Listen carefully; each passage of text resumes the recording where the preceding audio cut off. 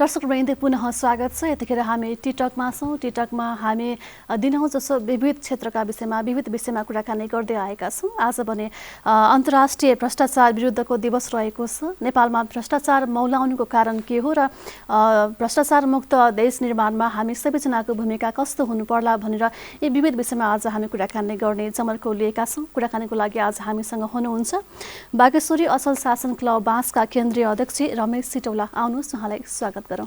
स्वागत छ सर। हस्, धन्यवाद सदीक्षाजी। आजको यस विशेष दिनमा बाँसलाई सम्झिएर यो अन्तर्राष्ट्रिय भ्रष्टाचार विरुद्धको दिवसको दिन कोलपुर टेलिभिजनले निमन्त्रणा गरेकोमा बाँसको तर्फबाट र मेरो व्यक्तिगत तर्फबाट एकदम टेलिभिजनप्रति आभारी छौँ। हामी पनि आभारी छौँ, किनभने आज विशेष दिन तपाईँहरूको कार्यक्रम सेड्युल नै थियो होइन, तर पनि समय मिलाएर यहाँसम्म आइदिनु भएको छ, त्यसको लागि पनि धन्यवाद दिन्छौँ। आज तपाईँहरूको लागि झनै विशेष दिन, किनभने भ्रष्टाचार मुक्त अभियानमा लागिरहनु भएको छ विगत लामो समयदेखि। आजको दिनलाई कसरी मनाउँदै हुनुहुन्छ, के कार्यक्रम छ? सदीक्षाजी, आज हामीले बाँस स्थापना भएको 21 वर्ष भएको छ। बाँसको मुख्य मोटो उद्देश्य चाहिँ भ्रष्टाचार मुक्त समुन्नत समाजको स्थापना गर्ने रहेको छ र आजको दिन बाँसको लागि एकदमै विशेष दिन हो। हाम्रो नारासँगै यो दिवसलाई मनाउन गइरहेका छौँ र भ्रष्टाचार अन्तर्राष्ट्रिय भ्रष्टाचार विरुद्ध आवाज आज संसारभरि उठिरहेको छ। आजको दिनमा सन् 2003 देखि यो सुरुवात भएको छ र यसमा हामीले पनि विभिन्न समयमा कोठामा अन्तर्क्रिया गर्ने विभिन्न कुरा गर्ने भइराखेको छ। अहिले संसारभर गरिराखेको छ र यो पटक बाँसले नयाँ तरिकाले यो अन्तर्राष्ट्रिय भ्रष्टाचार विरुद्धको दिवसलाई मनाउन गइरहेको छ। अब सबैभन्दा पहिला तपाईँहरूलाई शुभकामना पनि छ। आज बाँसको स्थापना दिवस पनि छ भन्नुभयो होइन, र त्यही सन्दर्भ पारेर आज भ्रष्टाचार विरुद्धको अन्तर्राष्ट्रिय दिवस पनि रहेको छ। तपाईँहरूले विगत लामो समयदेखि काम गरिरहनु भएको छ। यो दिवस मनाइरहँदाखेरि र अब नेपालको उसमा कुराकानी गर्ने हो भने नेपालमा अब के अरे जुन हिसाबमा नेपाल 117 स्थानमा छ होइन, जुन निकालेको पछिल्लो विवरण अनुसार चाहिँ। अब के लाग्छ, यो दिवस मनाइरहँदाखेरि यो दिवस एक दिनले मात्र सान्दर्भिकता पाउला अथवा के छ, के भन्न चाहनुहुन्छ? यसमा ट्रान्सपरेन्सी इन्टरनेसनलले जुन एउटा रिपोर्ट सार्वजनिक गरेको छ 2020 मा चाहिँ नेपाल 117औं नम्बरमा छ र काउन्टमा जसले बढी नम्बर ल्यायो यसमा चाहिँ ठ्याक्कै उल्टो हुन्छ। जसले बढी नम्बर ल्यायो त्यसमा चाहिँ भ्रष्टाचार भएको हुँदैन, जसको कम नम्बर आयो त्यो चाहिँ भ्रष्टाचार धेरै भएको हुन्छ। र यो रिपोर्ट अनुसार 40 अङ्कभन्दा तल ल्याउने एउटा राष्ट्रहरू चाहिँ अत्यन्तै धेरै भ्रष्टाचार भएको रूपमा लिइएको छ। त्यसमा लामो समयदेखि नेपाल चाहिँ 35 देखि 30, 30 देखि 35 त्यसकै आसपासमा छ। यो हेर्दाखेरि नेपालमा पनि अति धेरै भ्रष्टाचार हुने देशमा चाहिँ गनिराखेको अवस्था छ र 2057 साल मङ्सिर 24 गते बाँसको स्थापना भएको र आज 23 गते हो। भोलि चाहिँ हाम्रो वार्षिक उत्सव हो र मलाई लाग्छ 2057 साल मङ्सिर 24 गते पनि 9 डिसेम्बरमै थियो जस्तो मलाई लाग्छ र अलिकति यो प्रश्नको जवाफ अहिले म दिन्छु। आज चाहिँ हाम्रो के कार्यक्रम भइराखेको छ भनेर जानकारी गराउन चाहन्छु। अहिले मैले कोलपुर टेलिभिजनमा बोलिराख्दा अहिले बिपी चोकदेखि हाम्रो बौद्ध गुम्बा अगाडिसम्मको चाहिँ वाकाथुन कार्यक्रम सुरु भइराखेको छ। संसारमा कुनै पनि कुराहरूको सेलिब्रेसन गर्ने विभिन्न तरिकाहरू छ। सम्भवतः नेपालको पश्चिम एरियामा बाँसबाट आयोजना गरेको वाकाथुन यो अङ्ग्रेजी शब्द हो। यसलाई नेपालीमा चाहिँ पैदल यात्रा भनेर भनिन्छ। यो चाहिँ गरिँदैछ र पैदल यात्रा र र्यालीमा के फरक भन्ने कुरा पनि छ। र्याली प्ले कार्डहरू लिएर ब्यानर लिएर गरिन्छ भने यसमा चाहिँ विभिन्न सांस्कृतिक कार्यक्रम फन र रन सहित चाहिँ यो एउटा निश्चित दूरी पार गरिन्छ। यसमा चाहिँ विभिन्न वेशभूषा लगाएका विभिन्न संस्कृति झल्काउने व्यक्तिहरूले सहभागिता जनाएको छ। विभिन्न पेसा धर्ममा लागेको व्यक्तिहरू आउँछ र सबैको यो भ्रष्टाचार विरुद्ध सम्पूर्ण समाजको हुनुपर्छ भन्ने बासको मात्रै एउटा एजेन्डा होइन, यो तपाईँ हामी सबैको एजेन्डा, सबै वर्ग, सबै जाति, सबै पार्टीको भएको कारणले सबैले एकैबद्धता स्वरूप एउटा ठुलो मास आज बिपी चोकदेखि अहिले 500 भन्दा बढीको एउटा मास चाहिँ बौद्ध गुम्बासम्म गएर अन्त्य हुन्छ। त्यसमा चाहिँ सांस्कृतिक कार्यक्रमहरू पनि हुन्छ अनि भ्रष्टाचार विरुद्ध चाहिँ सडक नाटकहरू पनि प्रस्तुत भइराखेको छ अहिले। त्यसमा चाहिँ अहिले नेपालको एउटा चर्चित गायक प्रकाश सपुत पनि सहभागी हुनुभएको छ। सिडिओ साहब लगायत नेपालगञ्जका प्रतिष्ठित व्यक्तिहरू, सरकारी लेभल, प्राइभेट सेक्टरका व्यक्तिहरू पनि भ्रष्टाचार विरुद्धको यो ऐक्यबद्धता र्याली वाकाथुनमा चाहिँ सहभागी हुनुभएको छ। र अहिलेको अवस्थामा भ्रष्टाचार निवारण ऐन बनिसकेपछि केही काम नभएका भन्ने कुरा छैन, भएका छन्। तपाईँ हामीले सुनिराखेका छौँ, केही महिना अगाडि, लगभग 1 वर्ष अगाडि पदमा बसिरहेको मन्त्रीले पनि राजीनामा दिनुपर्ने अवस्था आएको छ। जनताहरू जागृत भएको छ, जनताहरू बोलेको कारणले गर्दाखेरि चाहिँ त्यो अवस्था आयो र धेरै व्यक्तिहरू, पूर्व मन्त्रीहरू लामो समय जेल जीवन बिताएर बाहिर आउनुभएको अवस्था पनि छ। कानुनको शासन भइराखेको छ। समग्रमा भ्रष्टाचार चाहिँ केलाई भनिन्छ भन्दाखेरि चाहिँ आर्थिक क्रियाकलापभित्र चाहिँ कुनै एउटा निश्चित काम पुरा गर्नको लागि जुन आर्थिक लेनदेन गरिन्छ, घुस लिने र दिने गरिन्छ, त्यसलाई चाहिँ भ्रष्टाचार भनेर भनिन्छ। तर मलाई मेरो विचारमा जहाँ जवाबदेहिता हुँदैन, जहाँ पारदर्शिता हुँदैन, त्यहाँभित्र चाहिँ भ्रष्टाचार हुन्छ जस्तो मलाई लाग्छ। र बासले हाम्रो गुरु हुनुहुन्छ केदार खड्काज्यू, उहाँले चाहिँ भ्रष्टाचारको विरुद्धमा चाहिँ बुलन्द आवाज उठाउनुपर्छ भनेर एउटा असल शासन कार्यक्रम चाहिँ सञ्चालन गर्नुभयो रेडियो नेपालबाट। र देशभरिका युवाहरू चाहिँ त्यो कार्यक्रम सुनेर चाहिँ साँच्चै भ्रष्टाचार भयो भने चाहिँ हाम्रो समाज, हाम्रो ठाउँ, हाम्रो देश विकास नहुने रहेछ भनेर एउटा जागृत भएर विभिन्न क्लबहरू खोल्ने क्रममा बागेश्वरी असल शासन पनि खोलिएको छ। र हामीले निरन्तर अरू साथीहरू आउने जाने भइराखेको छ। हामीले चाहिँ निरन्तर अहिले चाहिँ 21 वर्षसम्म चाहिँ यसमा यो सुशासन स्थापनाको लागि आवाज उठाइराखेको अवस्था छ। अब जस्तो 21 वर्ष भन्नुभयो होइन, तपाईँ यो अभियानमा लाग्नु भएको, बाँस लागेको भनौँ न। अब सुरुवाती दिनमा र अहिलेको अवस्थामा चाहिँ कतिको फरक पाउनु भएको छ? अब नागरिकहरू कतिको सचेत भएको छ? भ्रष्टाचार चाहिँ हुन दिनु हुँदैन है, मैले पनि घुस दिनु हुँदैन अथवा लिनु पनि हुँदैन भन्ने कुरामा चाहिँ कतिको नागरिकहरू अलिकति चेन्ज चाहिँ कस्तो पाउनु भएको छ पहिला र अहिलेको हेर्दाखेरि चाहिँ? धन्यवाद, राम्रो क्वेसन सदीक्षाजी। पहिला र अहिलेकोमा धेरै फरक छ। अहिले राज्यले नै, सरकारले नै स्थानीय शासन सञ्चालनको लागि सार्वजनिक सुनवाई गर्नुपर्छ, सामाजिक लेखा परीक्षण गर्नुपर्छ भनेर राखिएको छ। पहिलाको अवस्था चाहिँ जसले जे गरिरहेछ भइगयो भन्ने खालको स्थिति थियो, व्यक्तिहरूले मनपरी गरिरहेको स्थिति थियो। अहिले चाहिँ हामी बासले नै आवाज उठाएर यो भयो भनेर म भन्दिनँ, तर युवाहरू, जनताहरू जागृत भएर चाहिँ अहिले चाहिँ सार्वजनिक सुनवाईहरूमा धेरै मान्छेहरूको सहभागिता हुने, किन यस्तो भइराखेको छ, किन बाटो बनेन, यो पैसा कहाँ गयो भनेर सोध्ने एउटा जागरुकता बढेको छ। र कुनै पनि योजनाहरू समापन भइसकेपछि त्यसमा खर्च कति भयो त, के कारणले भयो, यो कुरा चित्त बुझ्यो, चित्त बुझेन भन्ने जनताको एउटा जमातहरू भइराखेको छ, जसले गर्दा विकास निर्माणको कार्यमा केही हद भए पनि यो एउटा परिवर्तन भइराखेको छ, राम्रो भइराखेको छ। मान्छेहरूलाई चाहिँ काम गरिसकेपछि चाहिँ नै भोलि जनताले प्रश्न सोध्छ, जनतालाई उत्तर दिनुपर्छ भन्ने खालको चाहिँ एउटा डर चाहिँ पैदा भइराखेको छ। र बासले के गर्यो भन्दाखेरि, बास आज 21 वर्षमा आइपुग्दा देशको 77 जिल्लामा बासको नेटवर्क चाहिँ पुगिसकेको छ। र आज मलाई धेरै खुसी पनि लागेको छ, बासको केन्द्रीय अध्यक्षको हैसियतले 77 वडामा नेटवर्क भएको नेपालको एकमात्र भ्रष्टाचार विरुद्ध काम गर्ने संस्था चाहिँ बास हो भन्दाखेरि चाहिँ एउटा गर्व फिल भइरहेको अवस्था छ।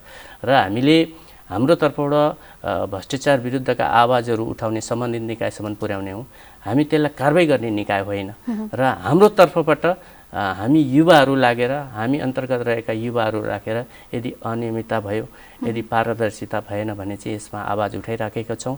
र राम्रो पक्ष बाँकीमा के भयो भन्दाखेरि चाहिँ अहिले विभिन्न सरकारी त्यो यो भन्नुभन्दा अगाडि एउटा पद आफूले पाएको पदलाई दुरुपयोग गरेर व्यक्तिगत स्वार्थको लागि गरिने क्रियाकलाप पनि भ्रष्टाचार पर्छ र अहिले बासको व्यक्ति भनेपछि कुनै पनि ठाउँमा जाँदाखेरि चाहिँ हामी गएर उभियो भने हामीले बोल्नु पर्दैन उभियो भने चाहिँ बासको मान्छे चाहिँ छिटो काम गर्नुपर्छ भन्ने खालको एउटा त्यस्तो खालको अवस्था चाहिँ सिर्जना भएको अवस्था छ भनेपछि धेरै राम्रो होइन। अब तपाईँहरूले यसरी यो काम गरिरहँदाखेरि किनभने भ्रष्टाचार नभएको त कुनै पनि क्षेत्र पनि छैन होइन, राजनीतिदेखि लिएर एउटा अस्पताल मन्दिरमा समेत भ्रष्टाचार भएको पनि पाउँछौँ। यति काम गरिरहँदाखेरि तपाईँहरूमा चुनौती पनि एक किसिमको होला पक्कै पनि होइन, चुनौतीहरू कस्तो छन्? चुनौतीहरू धेरै छ। राम्रो काम गर्दै गएपछि यो देशको अथवा हाम्रो जीवनको सबैभन्दा एकदमै चुनौती भएको काम चाहिँ तैँले गलत गरिस् भन्नु हो कसैमा पनि। हामीले औँडो ठडाइराखेको थियौँ यो गर्नु हुँदैन भनेपछि सबैको नजरमा हामीलाई हेर्ने दृष्टिकोण चाहिँ यो आयो भने के बोल्छ भन्ने छ। चुनौती धेरै छ र धेरै अगाडि नेपालगञ्जमा एउटा सिँचाइ थियो, डुडुवाको पानी बालुवामा लगानी भन्ने एउटा सार्वजनिक सुनवाई हामीले बासले गरेका थियौँ। त्यसमा मेरो साथी पनि हुनुहुन्छ अहिले बासका कार्यकारी निर्देशक नमस्कार शाहजीले त्यसको सहजीकरण गर्नुभएको थियो। त्यसपछि विभिन्न कुराहरू हामीले हाम्रो पत्रिका पनि छ नेपालगञ्ज असल शासन पोस्ट, यसमा लेख्दाखेरि हामीलाई धेरैचोटि अदालतमा मुद्दाहरू पनि परेको छ। व्यक्तिगत रिसिभीको कारणले हामीलाई नराम्रो दृष्टिकोणले हेर्ने अथवा हामीलाई एउटा नराम्रो गर्ने कुराहरू गर्ने पनि अवस्थाहरू चाहिँ भएको छ। चुनौती धेरै छ यसमा। चुनौतीका बावजुद पनि तपाईँहरू त्यो बाटोबाट डगमगाउनु भएको छैन, निरन्तर लागि पनि रहनु भएको छ। अब यसरी हेर्दाखेरि तपाईँको अनुभवले हामीले देखि पनि रहेका हुन्छौँ, सुनि पनि रहेको अवस्था पनि छ। कुन क्षेत्रमा चाहिँ बढी भ्रष्टाचार भएको पाउनु भएको त? 77 जिल्लामा तपाईँको नेटवर्क छ भन्नुभयो होइन, यसरी हेर्दाखेरि चाहिँ कुन क्षेत्र चाहिँ बढी चाहिँ यो उसमा चाहिँ मुछिएको छ? अब अहिले भ्रष्टाचारको यो अन्तर्राष्ट्रिय रिपोर्टलाई हेर्दाखेरि 2019मा नेपाल 13औं स्थानमा थियो, 113औं। अहिले चाहिँ 13औं भन्दा अहिले 17औं स्थानमा छ। 4मा चाहिँ बढेको छ, धेरै भ्रष्टाचार भएको छ होइन। र यसलाई म सामान्य घरको उदाहरण दिएर, एउटा घरमा 4-5 जनाको परिवार छ, तरकारी किन्न गयो भने 100 रुपियाँको तरकारी किनेर चाहिँ एकजना सदस्यले 150 रुपियाँ खर्च गर्यो भने अनि त्यसरी आफैमा जवाबदेही नहुने अनि आफैले केही बचाउँ व्यक्तिगत स्वार्थलाई सोच्ने भनेपछि एउटा घर पनि बिग्रिन्छ, दाइ भाइको सम्बन्ध पनि बिग्रिन्छ, आमा बुवा पनि बिग्रिन्छ, घर लथालिङ्ग हुन्छ। महत्त्वाकांक्षा बढी भयो, महत्त्वाकांक्षा व्यक्तिगत महत्त्वाकांक्षा चाहिँ बढी भएको कारणले गर्दा यो क्षेत्रमा नै बढी भ्रष्टाचार छ, यो कम छ भने चाहिँ एभ्रिवेयर सबै ठाउँ चाहिँ अहिले चाहिँ यसले चाहिँ केही न केही व्यक्तिहरू तपाईँ हामीले छिट्टै हामीले केही पाउनुपर्छ, गाडी चढ्नुपर्छ, धेरै घर बनाउनुपर्छ भन्ने महत्त्वाकांक्षा बढिराखेको अवस्थामा मौका पर्ने बित्तिकै गरिहाल्ने र सार्वजनिक पद धारण गरेको व्यक्तिहरूले चाहिँ सबै ठाउँ अहिले हेर्दाखेरि मन्त्रीले र अख्तियार दुरुपयोग आयोगकै आयुक्त समेत यो एउटा मिडियामा हामी सबैले देख्यौँ, उहाँले पनि घुस माग्नु भयो अरे भन्ने कुरा देख्दाखेरि चाहिँ सबै व्यक्तिहरू चाहिँ कतिखेर मौका हुन्छ यसमा मैले केही स्वार्थपूर्ति गरिहालौँ भन्ने खालको स्थिति चाहिँ छ। कुनै एउटा निकायमा मात्रै छ भन्न सकिँदैन। तर अहिले जनता जागृत भएको कारणले गर्दा प्रत्येक व्यक्तिहरूले हेरेर यसलाई चाहिँ यो गर्यो भने गर्छु भनेको कारणले गर्दा सबै सजग चाहिँ छ। सजग हुँदै पनि भ्रष्टाचार चाहिँ भइरहेको छ। त्यो कुरा चाहिँ यो अन्तर्राष्ट्रिय रिपोर्टबाट देखाउँछ। 13बाट 10 हुँदै 100मा आउनुपर्नेमा झन् चाहिँ 17 भएको अवस्था छ। त्यस कारणले चाहिँ सदस्यजी म बासको अध्यक्षको हैसियतले यो क्षेत्रमा चाहिँ बढी भन्ने छैन। तर समग्र हेर्दाखेरि चाहिँ विकास निर्माणका कुराहरू जति भइरहेका छन् स्थानीय निकायबाट विभिन्न विकास निर्माणका कुराहरूमा चाहिँ सही तरिकाले सार्वजनिक सुनाइहरू अथवा सामाजिक लेखा परीक्षणहरू नभएको कारणले त्यतातिर चाहिँ ठुलो खाडल छ जस्तो मलाई लाग्छ। पक्कै पनि स्थानीय तह कुराकानी गर्नुपर्दा कागजी प्रक्रिया मिलाएर पनि त्यसरी पनि अब काम हुन्छ नि, अब घुस लिने दिने पनि हुन्छ। अब कतिपय कुराहरूमा चाहिँ अब हामी पनि कुनै प्रक्रियागत रूपमा जाँदाखेरि चाहिँ हामीलाई समय हुँदैन, तसर्थ पनि हामी पनि अब जतिकै घुस लिने व्यक्ति जवाफदेही हुन्छ त्यति नै दिने व्यक्ति पनि जिम्मेवार पनि हुने नै भइहाल्यो। अब यो अब सुन्नेमा झार्न त पक्कै पनि सकिँदैन होइन, कुनै पनि कुराहरू अब झन् भ्रष्टाचार जस्तो कुरा त अब छिटै नै समाप्त होला भन्ने कुरा पनि भएन। अब न्यूनीकरण गर्नको लागि केही भए पनि अब त्यो सत्रबाट चाहिँ हुन्छ नि अब सीमित राख्नको लागि भनौँ न होइन, त्यसको लागि चाहिँ अब कसको पहल चाहिँ कतिको भूमिका जिम्मेवार हुन्छ जस्तो लाग्छ? प्रत्येक नागरिक हामी आफैमा, हाम्रो देश भनेको गणतन्त्रमय छ, हामी आफै शासक हौँ। भोलिको राष्ट्रपति सदीक्षाजी पनि हुनसक्छ, रमेश सिटौला पनि हुनसक्छ होइन। आफै शासक र शासित पनि आफै भएको देश हो यो। त्यस कारणले आफूमा पहिला क्लियर हुनु पर्यो, जवाबदेही हुनु पर्यो अनि पारदर्शी हुनु पर्यो। जवाबदेही मैले यो काम गरेँ, यो कामको लागि यति खर्च भयो, यति बज्यो भन्न सक्यो भने चाहिँ राम्रो हुन्छ। र आफूबाट शासित, आफैलाई शासित एउटा राष्ट्रमा जनताले हामीले गर्व फिल गर्ने अवस्था हुनु पर्यो। आज म यो देशको जनता हुँ, मैले यहाँ ट्याक्स तिर्छु र मैले यो कुरा राज्यबाट पाएँ, मलाई नागरिकता लिँदाखेरि यति सजिलो भयो, यो विकास निर्माण गर्दाखेरि यति राम्रो भयो भन्ने कुरा चाहिँ प्रत्येकले अनुभूति गर्यो भने हुन्छ। भ्रष्टाचार अब एउटा सदीक्षाज्यूलाई नै मेरो क्वेसन होइन, माछा कहाँ हुन्छ?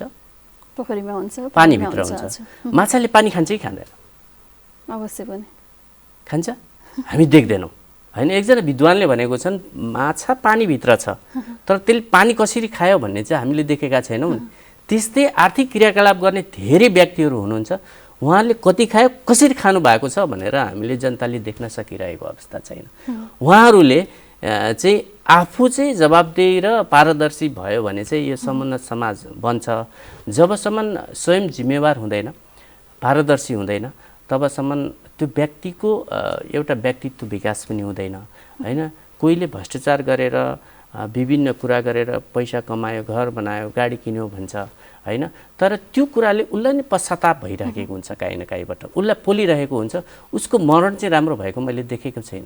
एक व्यक्तिले गरेको त्यो कामले उसको पुस्तालाई पनि पिरोलिरहेको अवस्था छ। जस्तो हामी अब अरूलाई दोष दिने भन्दा पनि कहीँ कतै हामीमा पनि कमजोरी पनि देख्छौँ। अहिलेको यो जुन फलानुले प्रगति गर्यो भनेपछि प्रगतिको पाटो के हेर्छौँ, उसको घर कति तला छ, उसँग कार छ कि छैन, उसँग एप्पलको भन्छ नि अब ल्यापटप छ कि छैन, यी विविधहरू भौतिक रूपमा चाहिँ हामीले उसको मापन गरिरहेको अवस्था पनि छ। र उसको हामीले गुण कति नैतिकतावान छ होइन, उसको शिक्षाको स्तर के छ भन्ने कुराहरू पनि हामीले मूल्याङ्कन गरेको पाउँदैनौँ। मापन चाहिँ त्यो भएन। यसले गर्दाखेरि पनि हो जस्तो लाग्दैन? यो कुरा हो। मैले यो भनिराख्दा गाडी भएको मान्छे भ्रष्टाचारी हुन्छ, घर भएको मान्छे भ्रष्टाचारी हुन्छ भन्न खोजेको चाहिँ होइन। तर विलासी चिजको एकदम बढी चाहिँ सोखिङ हुनु, दुःख गरेर पारिवारिक पृष्ठभूमिबाट कोही व्यक्तिहरूको छ, त्यस्तो व्यक्तिहरू पनि हुनुहुन्छ, उहाँहरूलाई म आक्षेप लगाउँदिनँ होइन। तर हामीले देखि केही समयमै, छोटो समयमा बेलुका सुत्दाखेरि राम्रै हुनुहुन्थ्यो, बेलुका बिहान उठ्दाखेरि कोट लाएर उठ्नुभयो भने चाहिँ त्यसमा चाहिँ शङ्का गर्ने स्थिति छ होइन। त्यस कारणले चाहिँ अहिलेको अवस्था भनेको तपाईँ हामी नै अहिलेको युथहरू चाहिँ कसरी हुन्छ, यो भौतिकतातिर चाहिँ गएको छ। राम्रो लगाउनु पर्ने, राम्रो खानु पर्ने। अनि जस्तो मेरो बिहा भएको छ, मेरो एकजना श्रीमती छ होइन। अब मैले मेरो श्रीमती अरू माझ लाँदाखेरि चाहिँ गहनाहरू पुरा भरेर जानुपर्ने, राम्रो साडी लाउनु पर्ने, त्यहाँ भएको मध्येमा सबैभन्दा राम्रो हुनुपर्ने भन्ने मेरो महत्त्वाकांक्षा बढ्यो भने म अफकोर्स भ्रष्टाचारी हुन्छु। मैले मेहनतले गरेको कुराहरूले सबै कुराहरू एभ्रिथिङ पुरा गर्न सकिँदैन। क्रमिक रूपमा विकास हुँदै जान्छ होइन। जस्तो जन्मिँदा सानो हुन्छ बच्चा, अनि बामे सर्छ, उठ्छ, यसरी विकास हुँदै जानु स्वाभाविक कुरा हो। तर तुरुन्तै त्यो पुरा गर्न सकियो भने त्यो चाहिँ नियमित कामले, नियमित हाम्रो आय स्रोतले त्यो पुग्दैन। त्यसमा चाहिँ भ्रष्टाचार हुन्छ जस्तो मलाई लाग्छ। पक्कै पनि विकास अब क्रमिक रूपमा अगाडि बढ्यो भने त्यो त अब उसले हामीले यति कुराकानी गरिरहँदाखेरि तपाईँ अघि पनि भन्नुभयो र मैले पनि भने, अब कार भएकै मान्छेले, अब ठुल्ठुलो बङ्गला भएको मान्छेले भ्रष्टाचार गरेकै भन्ने चाहिँ हामीले खोजेको पनि होइन होइन। किनभने यति धेरै मेहनतले त्यो पैसा कमाउनु भएको हुन्छ, कसैलाई सोकिङ हुन्छ, कसैलाई खाना बचाएर पनि त्यो सब कुरा गर्ला। यति भनिरहँदाखेरि चाहिँ हामीले भने अघि हामीले कुराकानी गरे जस्तै एकै दिनै हुन्छ नि, अब एकै रातमा रातारातमा चाहिँ अब त्यो प्रगति भयो भने त पक्कै पनि त्यहाँ शङ्का उठाउने बाटो, उता शङ्का गर्ने कुरा पनि रहन्छ। यो विषयमा हामी फेरि पनि कुराकानी गर्नेछौँ। अब युवाहरूको सक्रियता कस्तो पाउनु भएको छ? बाँस भनिसकेपछि युवाहरूको नै युथहरूको नै त्यो समूह छ यसमा होइन, तर बाँस बाहेकका अरू हुन्छ नि बाँसमा आबद्धता नभएका व्यक्तिहरू युवाहरूको सक्रियता यो अभियानमा चाहिँ कस्तो पाउनु भएको छ, कस्तो जागरुक हुनुभएको छ? सायद नेपाल टेलिभिजनमा अहिले समाचार आउला, आजको वाकाथनमा बिपी चोकदेखि सुरु भएको अहिले हिँडिराखेकोमा सबै युवाहरू हुनुहुन्छ होइन, र यो देशको चिन्ता युवालाई छ होइन। अलिकति प्रौढ अवस्थामा पुगेको मान्छेहरूको जेनतेन जीवन कट्ने अवस्थामा छ, भइगयो भन्ने छ, तर युवाहरूले भोलि भविष्य देखेको छ, राम्रो गर्नुपर्छ भन्ने छ। युवाहरू एकदमै सचेत भएको अवस्था छ, तर सम्बन्धित निकायमा उसले अवसरबाट अलि वञ्चित भएको होला, तर यसमा आवाज उठाउनेमा अग्रपन्थीमा युवै छ। र अरू सङ्घ संस्थाको बासको मात्रै बासदेखि बाहिर भन्ने कुरामा चाहिँ अघि मैले सुरुमै भने यो भ्रष्टाचार विरुद्धको यो चाहिँ इस्यु छ, भ्रष्टाचारको इस्यु एकजना व्यक्तिको मात्रै होइन, युवाको मात्रै पनि होइन। यो आज हाम्रो ब्यानरमा चाहिँ लगभग 50भन्दा बढी संस्थाहरूको सहभागिता रहेको छ। विभिन्न सरकारी कार्यालय, सिडी साहब पनि हुनुहुन्छ, सरकारी कार्यालयका प्रमुखहरू हुनुहुन्छ, विभिन्न सङ्घ संस्थाहरू चलाएको व्यक्तिहरू पनि हुनुहुन्छ। जुन संस्था भए पनि, जुन व्यक्ति भए पनि मा हाम्रो एउटै मात्रै चाहना हो भ्रष्टाचार रहित समुन्नत समाजको स्थापना हो। त्यस कारणले सबैको एकबद्धता छ, सबै मिलेर प्रयास भइरहेको म चाहिँ देखिराखेको छु। अब जस्तो आजको दिनमा चाहिँ तपाईँले भनि नै हाल्नुभयो, धेरैजनाको धेरै समयको कुनै पनि पार्टी, कुनै पनि राजनीति नभएर, कुनै जाति धर्म नभनेर चाहिँ हाम्रो यो आवाज उठाइरहेको अवस्था छ भन्नुभयो। अब अघि पछिका दिनहरूमा चाहिँ बासलाई अरूहरूले गर्ने यो जुन व्यवहार छ, जुन सद्भाव छ, जुन तपाईँहरूले जुन हातेमालो गरिरहँदाखेरि अरू अन्य अब सङ्घ संस्था भनौँ, व्यक्तिहरूको सपोर्ट चाहिँ कतिको पाउनु भएको छ, सरकार निकाय भनौँ न? धन्यवाद यो प्रश्नको लागि। बास कसैको सहयोग र सहकार्य भएको थिएन भने 21 वर्षसम्म आउन सक्दैन थियो। यो एकदम कठिन चुनौतीपूर्ण इस्युलाई लिएर हामी हिँडिरहेका छौँ। सबैको तर्फबाट प्रत्यक्ष अप्रत्यक्ष सहयोग छ। यसमा उहाँहरूसँग स्थानीय निकाय सँग पनि हामी उहाँको राम्रो कामको बजारीकरण गरिराखेका छौँ, र उहाँले त्यहाँ गलत गर्नुभयो भने अथवा त्यसमा भ्रष्टाचार भयो भने अथवा आचरण विरुद्ध काम भयो भने चाहिँ हामी उठाउने गर्छौँ। सबैसँग सहकार्य चाहिँ निरन्तर जारी छ, र स्थानीय निकायमा, सरकारी निकायमा अघि पनि भने बासको मान्छे आयो, अब चाहिँ केही सचेत हुनुपर्छ अथवा यो गर्नुपर्छ भन्ने खालको उहाँहरूमा छ।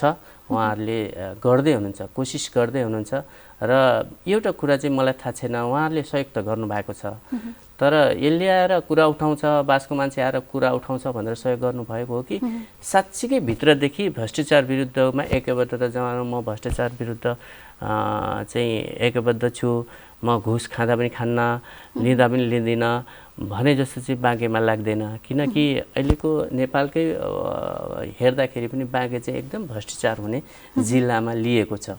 हामी काम गर्दैछौँ 21 वर्षदेखि, आवाज उठाइराखेका छौँ, र पनि बाँकेमै बढी भ्रष्टाचार हुँदाखेरि चाहिँ हामीलाई झुक्याए जस्तो पनि लागिरहेको छ। मैले त्यही सोध्न खोजिरहेको थिएँ। अब जस्तो हुन्छ तपाईँहरू 21 वर्षदेखि लागिरहनु भएको छ भन्नुभयो, लाग्नु पनि भएको छ, हामी देखे पनि रहेका छौँ।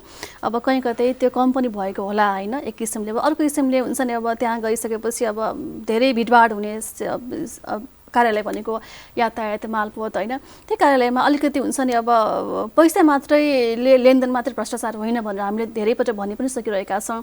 एउटा काम चाहिँ छिटो हुन्छ, त्यो कामलाई चाहिँ भोलि आऊ भन्छ भने त्यो पनि एक किसिमको नै दबाब अथवा त्यो पनि भ्रष्टाचार नै हो भनेर पनि पछाडि नहटौँला। अब हुन्छ नि, अब तपाईँले भन्नुभयो अघि हामी गइसकेपछि बाँसको मान्छे आयो है भनिसकेपछि त्यो काम तुरन्त हुन्छ भनेर भन्नुभयो, तर हरेक व्यक्ति जाँदाखेरि चाहिँ हुन्छ नि बाँसले चाहिँ यो पहल गरेको छ है, यो व्यक्तिको काम चाहिँ हामीले छिटो गर्नुपर्छ है, घुस खानु हुँदैन है भन्ने त्यो कन्सेप्ट चाहिँ कहिलेसम्म आउला? हुन्छ नि बाँसका व्यक्ति अथवा बाँससँग आबद्धता भएका व्यक्तिहरू छोडेर सर्वसाधारण नागरिक पनि त्यो कार्यालयमा जाँदाखेरि त्यसको काम चाहिँ जुन हिसाबमा हुनुपर्ने हो त्यो हुनुको लागि चाहिँ कहिलेसम्म होला? सदीक्षाज्यू, सबैभन्दा पहिला म चाहिँ दर्शकवृन्द र सदीक्षाज्यूलाई के गर्छु भने बासको मान्छे जाँदा तुरुन्तै काम हुन्छ मैले भन्न खोजेको चाहिँ कसो हो? डराउने नै डराउने होइन। प्रक्रिया मिलाएर हुने हो। बासको जाने बित्तिकै प्रक्रिया बिना काम हुने भन्ने कुरा चाहिँ होइन, तर अनावश्यक रूपमा दुःख दिइरहेको हुन्छ नि, भोलि पर्सि आउने त्यो चाहिँ गर्दैन। तर सरकारी निकाय कहीँ चाहिँ बासको जाने बित्तिकै सबै काम हुने कुरा चाहिँ होइन फेरि, होइन। त्यस कारणले जनताले अघि पनि मैले भने सबै जनताको जनप्रतिनिधिहरू हुनुहुन्छ, होइन। जनताकै करबाट सरकारी निकायमा बसेर काम गर्ने हाम्रो राष्ट्र सेवकहरू हुनुहुन्छ, होइन। सरकारले वैज्ञानिक ढङ्गबाट यति दिए चाहिँ पुग्छ है जीवन चलाउन है भनेर चाहिँ यो तलबको मापन पनि गरेको छ, समय समयमा बढाउँदै पनि छ। त्यस बाहेक पनि लोभी पापी भएर त्यही जनताको कर खाएर आफ्नो जीवन चलिराखेको छ र त्यही जनतालाई फेरि चाहिँ भोलि पर्सि भनेर त्यो चाहिँ काम नगर्नु भनेको त एकदमै नराम्रो हो, दुःखपूर्ण कुरा हो, होइन। अब त्यो केही हदसम्म अहिले सरकारी निकायले पनि नागरिकता 3 दिनभित्रमा दिइसक्नुपर्ने, यति गर्नुपर्ने भनेर प्रत्येक सरकारी कार्यालयमा सार्वजनिक निकायहरूमा बडापत्रहरू राखिएको छ। यदि त्यो भनेको टाइममा दिएन भने त्यसको अख्तियार प्राप्त व्यक्तिलाई चाहिँ गएर उजुर हाल्ने अवस्था पनि छ। किन भएन भनेर सूचनाको हक प्रयोग गरेर सूचना माग्ने पनि छ, होइन। त्यस कारणले चाहिँ सबै संरचना भए पनि भ्रष्टाचार हामी पैसा लिने र दिने मात्रै सोच्थ्यौँ।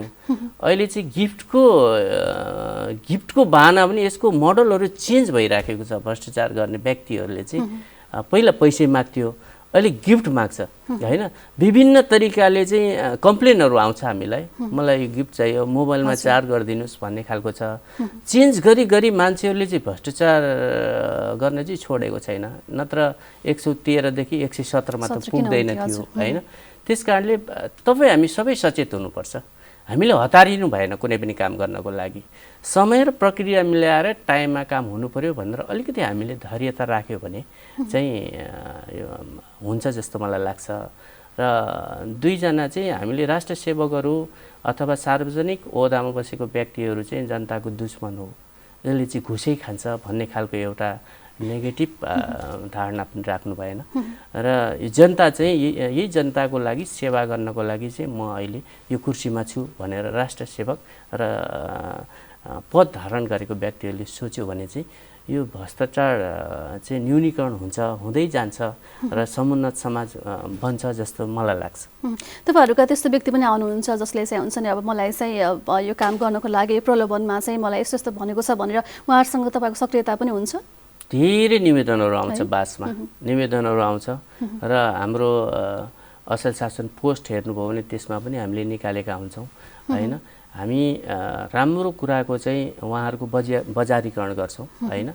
र यदि उहाँले गल्ती गर्नुभयो भने चाहिँ हामी उहाँको बारेमा त्यो पनि बजारीकरण नै गर्छौँ। उहाँले यस्तो गर्नुभयो भनेर सम्बन्धित निकायसम्म चाहिँ आवाज चाहिँ उठाउँछौँ। त्यस्ता उजुरीहरू आएका आउँछन् र सम्बन्धित निकायमा गरेर कहिलेकाहीँ प्रोसेस नमिलेर पनि नबुझेर पनि उजुरीहरू पर्ने गरेका छन्। धेरै कुराहरू चाहिँ मिसअन्डरस्ट्यान्डिङले पनि हुन्छ, होइन। केही कुरा नियतवश दुःख दिएका कुराहरूलाई चाहिँ त्यसलाई समाधानको लागि माध्यमको रूपमा बासले चाहिँ काम गरिराखेको छ। र स्पेसल्ली भ्रष्टाचारकै अभियानमा 21 वर्षदेखि निरन्तर चाहिँ बासको निर्देशक मेरो साथी हुनुहुन्छ नमस्कार शाह। नमस्कार शाहको अर्को नाम चाहिँ भ्रष्टाचार विरुद्धको अभियन्ता भन्ने पनि छ, सबैले चिन्ने, होइन। उसको नाम नमस्कार शाहको नाम नचिन्ला तर बासको आए है भन्ने खालको स्थिति भएको छ। र हामीलाई सपोर्ट यो भ्रष्टाचारको विरुद्धको कठिन यात्रामा 21 वर्षसँग सपोर्ट हिँड्नको लागि सपोर्ट गर्ने ठुल्ठुलो व्यक्तिहरू, जसको नीति नियम राष्ट्रकै नीति नियम बनाउने व्यक्तिहरू हुनुहुन्छ। आदरणीय गुरु केदार खड्का, त्यसै गरेर कृष्णहरि बास्कोटा र तपाईँ हामीले सुन्छौँ अहिले अवकाश पाउनुभयो प्रेम सञ्जेल, होइन, जसले चाहिँ मलाई भ्रष्टाचार गरेको तपाईँले प्रमाण चाह्यो भने मलाई सडकमा लगेर झुन्ड्याइदिनुहोस् भन्ने राष्ट्र सेवकहरू पनि छ, होइन। धेरै व्यक्तिहरू राम्रो छ। तर अघि पनि मैले भने हाम्रो दृष्टिकोण चाहिँ सरकारी अथवा राष्ट्र सेवकहरू चाहिँ सबै चाहिँ घुस खाने हुन्छ, माग्ने हुन्छ भन्ने छ। यो कुरालाई अलिकति चेन्ज पनि गर्नुपर्छ, परिवर्तन पनि गर्नुपर्छ। पोजिटिभ हुन्छ, होइन। र प्रत्येक हामी नै सचेत जबसम्म हुँदैनौँ, जबसम्म हतार मानसिकता हुन्छ, तुरुन्तै हामीले केही कुरा प्राप्त गर्नुपर्छ। यो कुरा चाहिँ छोडेनौँ भने चाहिँ यो जति प्रोग्राम गरे पनि जति तपाईँ हामी बहस गरे पनि यो चाहिँ न्यूनीकरण हुन्छ जस्तो लाग्दैन। 117 देखि बढ्दै बढ्दै जान्छ जस्तो मलाई लाग्छ। पक्कै पनि ट्रान्सपरेन्सी इन्टरनेसनलले जुन यो पछिल्लो विवरण अनुसार चाहिँ नेपाल 117औं स्थानमा छ। योभन्दा बढी चाहिँ नबढोस् भन्नको लागि चाहिँ हामी प्रत्येक व्यक्तिको जिम्मेवारी पनि उत्तिकै नै हुन्छ होइन। जुन हिसाबले तपाईँहरू अगाडि लागिरहनु भएको छ अझै पनि यो अभियानमा सक्रिय रूपमा लागिरहनु होला भन्ने हाम्रो शुभकामना पनि छ। अन्तिममा के भन्न चाहनुहुन्छ? आजको विशेष दिनमा बासलाई निमन्त्रणा गर्नुभयो, यसको लागि नेपाल टेलिभिजनलाई धन्यवाद दिन चाहन्छु। र यो टेलिभिजन हेरिराख्नु भएको सम्पूर्ण जनताहरूमा बासको अध्यक्षको नाताले र मेरो व्यक्तिगत नाताले हाम्रो गाउँघरमा हामीले काम गर्ने क्रममा हामीले काम गरिरहँदा म कतिको जवाबदेही छु, म कतिको पारदर्शी छु भनेर स्वयं आफूले आफूलाई हेरौँ। त्यहाँदेखि हामीले शासन गरेको र हामीलाई नै शासन गरेको देशमा मैले गरेका कामहरूले अरूलाई चाहिँ बाधा पुग्नु हुँदैन, अरूलाई दुःख हुनु हुँदैन।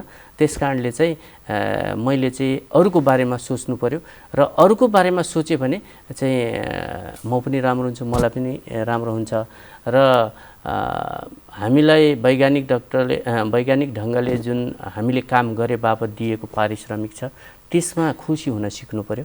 र हामीभन्दा कम पाउने, पैसै नकमाउने व्यक्तिहरू पनि, एक छाक खान नपुग्ने व्यक्तिहरू पनि छन् र उनीहरूकोलाई हेरेर चाहिँ मैले भ्रष्टाचार गर्नुहुन्न।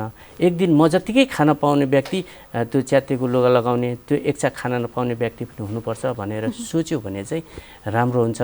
र आजको दिनमा विशेष शुभकामना होइन।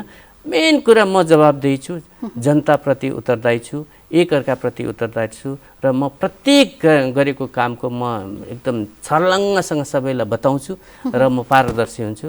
म देशको सच्चा नागरिक बन्छु भनेर कमिटमेन्ट गरौँ आज। र प्रत्येक क्षण जहिले पनि भ्रष्टाचार विरुद्ध समुन्नत समाजको सपना देखौँ र यो देख्दै गयो भने भोलि नेपाल पनि समुन्नत हुन्छ। हामी आफै राम्रो सोच्दै गयो भने अनुहारमा पनि चमक आउँछ होइन। त्यसकारणले राम्रो गर्दै गयो भने यो देश, हाम्रो घर, हाम्रो समाज सबै चाहिँ भ्रष्टाचार मुक्त र विन सबै हाँसी खुसीको समाज बन्छ जस्तो मलाई लाग्छ। त्यसको लागि दृढ अठोट गरौँ, सङ्कल्प गरौँ। पक्कै पनि समयको बावजुद पनि तपाईँ यहाँसम्म आइदिनु भएको छ। तपाईँलाई समय र संवादको लागि धन्यवाद। समुन्नत देश निर्माणमा भ्रष्टाचार मुक्त देश अभियानमा तपाईँ जुन लाग्नु भएको छ अझै सफलताको शुभकामना छ। फेरि पनि कुरा गर्ने संयोग चाहिँ मिलोस् भन्ने पनि कामना। हस्, धन्यवाद। भोलि बासको त्यसको पनि शुभकामना तपाईँलाई। भोलि बासको वार्षिक उत्सव छ, हामी बिटिएसमा गर्दैछौँ। बासले आयोजना गरेको छ। त्यसो भने टेलिभिजन हेरिरहनु भएको व्यक्तिहरू, बासको सदस्य, बासको शुभचिन्तक सबैलाई उपस्थितिको लागि अनुरोध गर्दछु।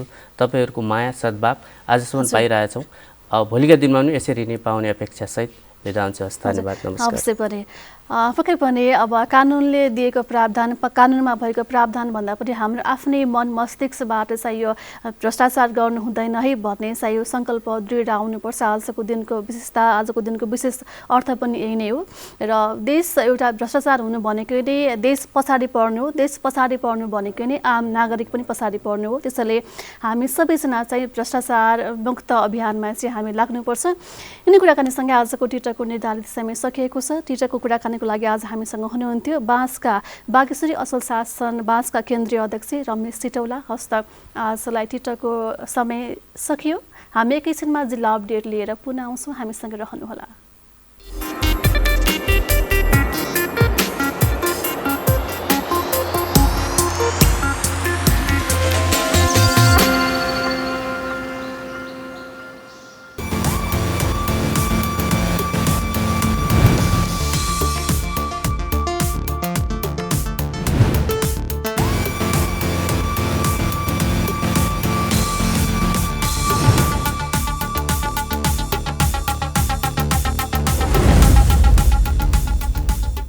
दर्शक महानुभावहरू, जिल्ला अपडेटमा स्वागत छ। जिल्ला अपडेटमा हामीले दिनहुँ जसो हाम्रा विभिन्न जिल्लामा रहनुभएका जिल्ला संवाददाताहरूसँग जिल्लाको पछिल्लो अवस्था र समसामयिक विषयमा कुराकानी गर्दै आइरहेका छौँ।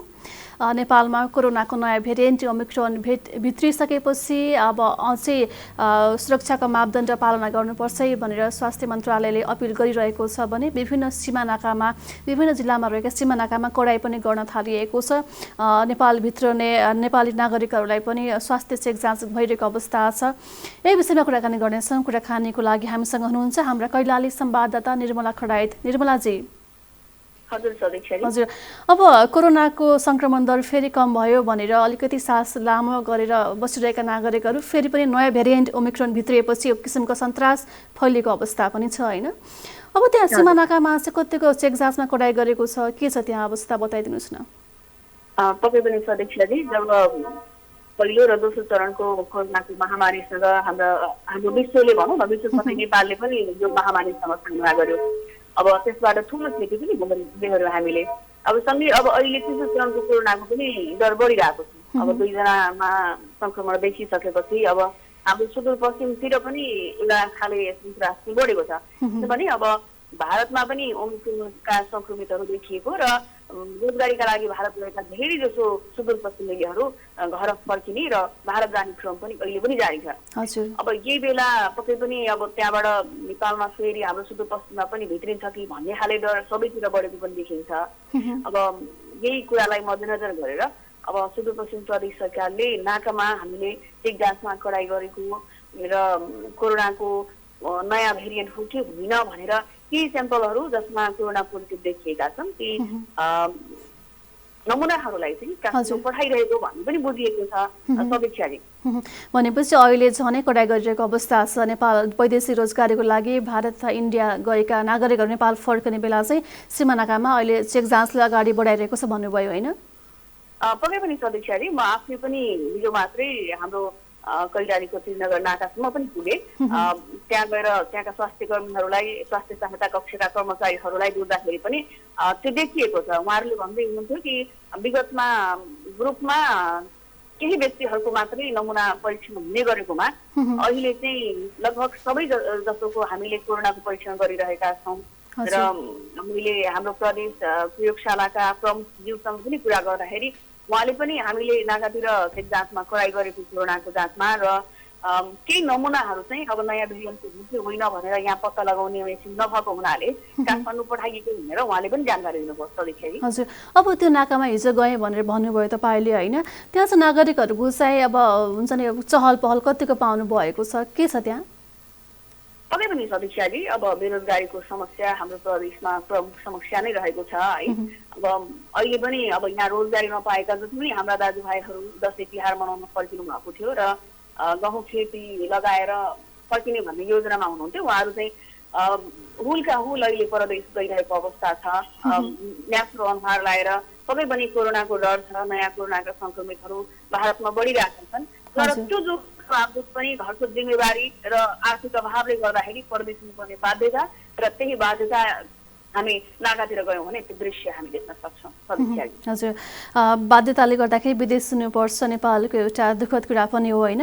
अब हुन्छ नि अब नागरिकहरू अब हुन्छ मास्क लगाउनुपर्छ भने त्यो एउटा नर्मल भइसक्यो। खाना खानुभन्दा अगाडि हात धुनुपर्छ भने जस्तो गरेर मास्क लाउनुपर्छ भन्ने नर्मल भइसकेको अवस्थामा पनि अहिले पछिल्लो क्रममा अलिकति स्वास्थ्य मापदण्ड पालना नगरेको हामीले हरेक ठाउँमा पनि पाइरहेको अवस्था पनि छ होइन? फेरि पनि यो नयाँ भेरिएन्टको पुष्टि अब जुन नेपालमा चाहिँ ओमिक्रोन पुष्टि भएका व्यक्ति हुनुहुन्थ्यो उहाँको फेरि अहिले कोरोनाको रिपोर्ट चाहिँ नेगेटिभ आइसकेको अवस्था छ। तर पनि किसिमको जोखिम चाहिँ झनै बढेको अवस्था। त्यहाँ चाहिँ नागरिकहरूको यो मास्क लगाउने भौतिक दूरी त नभनौँ, किनभने भिडभाड जहाँ गए भिडभाड नै देख्न सक्छौँ। मास्क लगाएको कतिको पाउनुहुन्छ? पक्कै पनि समीक्षाजी, अब पहिलो र दोस्रो चरणको कोरोना महामारीमा पनि केही हाम्रा तीन तहका सरकारहरू बीच समन्वयको अभाव देखिएको थियो भने केही चाहिँ आम नागरिककै लापरवाहीका कारण हामीले ठुलो क्षति बेहोर्नु परेको थियो। र अहिले पनि हेर्नुहुन्छ भने नागरिकहरूमा विगत जस्तो त्यति धेरै लापरवाही त छैन, तर 100% पनि मास्क, सेनिटाइजर र जुन सामाजिक दूरीको कुरा छ त्यो मानिरहेका छन् भनेर भन्न सकिने अवस्था छैन।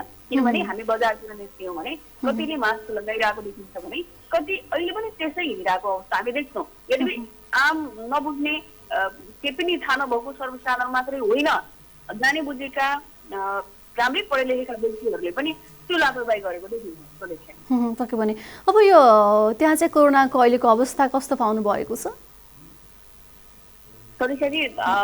पक्कै पनि विगतको अवस्था र अहिलेको अवस्थालाई तुलना गर्ने हो भने अहिले सुदूरपश्चिम प्रदेशमा लगभग निकै कम मात्रामा कोरोनाका संक्रमितहरू देखिरहेको हामी भेटाउँछौँ। तर पनि शून्यमै भइसकेको अवस्था चाहिँ छैन, तर विगतभन्दा निकै कम्ती भइसकेको छ नयाँ कोरोना संक्रमित भेटिनेहरूमा। हजुर, हुन्छ निर्मलाजी, तपाईँको समय र संवादको लागि धन्यवाद। धन्यवाद सदस्यजी। दर्शक महानुभावहरू, उहाँ हुनुहुन्थ्यो हाम्रा कैलाली संवाददाता निर्मला खरायत। त्यहाँ पनि सीमानाकामा कोरोनाको यो नयाँ भेरिएन्ट देखिसकेपछि चाहिँ सीमानाकामा कडाइ गरिएको छ। जुन नेपालमा भित्र नै र बाहिर नै चाहिँ जुन नेपाली नागरिक हुनुहुन्छ उहाँहरूको स्वास्थ्य चेक जाँच भइरहेको अवस्था छ भनेर जानकारी गराउनु भएको छ। हामी सबैजना चाहिँ सचेत हुनुपर्ने फेरि पनि बेला भइसकेको छ, किनभने सरकारले, स्वास्थ्य मन्त्रालयले स्वास्थ्य मापदण्ड पालना गर्न भनेर एउटा अपिल गरिरहेको अवस्थामा नेपालमा नयाँ भेरिएन्टको यो ओमिक्रोन भेरिएन्ट पुष्टि भइसकेपछि देखिसकेपछि झनै सतर्कता अपनाउने समय आइसकेको अवस्था छ। हामी घरबाट बाहिर निस्कने बेला फेरि पनि भन्न चाहन्छौँ मास्क लगाएरै निस्कौँ, किनभने हामीलाई थाहा छ मास्कले के गर्छ, कस्तो काम गर्छ भनेर। तर पनि हाम्रै लापरवाहीले गर्दाखेरि भोलि हानि हुने भनेकै नै हामीलाई नै हो। तसर्थ हामीले मास्क मात्र भएर पनि लगाएर घरबाट बाहिर निस्कौँ। स्वास्थ्य मापदण्ड जुन सरकारले तोकेको छ, स्वास्थ्य मन्त्रालयले जुन अपिल गरेको छ त्यो स्वास्थ्य मापदण्ड भए पनि अपनाऊ भन्न चाहन्छौँ। यही कुराकानीसँगै आजलाई कार्यक्रम मर्निङ मिक्सको सम्पूर्ण सेगमेन्ट यहीँ पुरा हुन्छ। तपाईँको आजको दिन शुभ रहोस्। नमस्कार।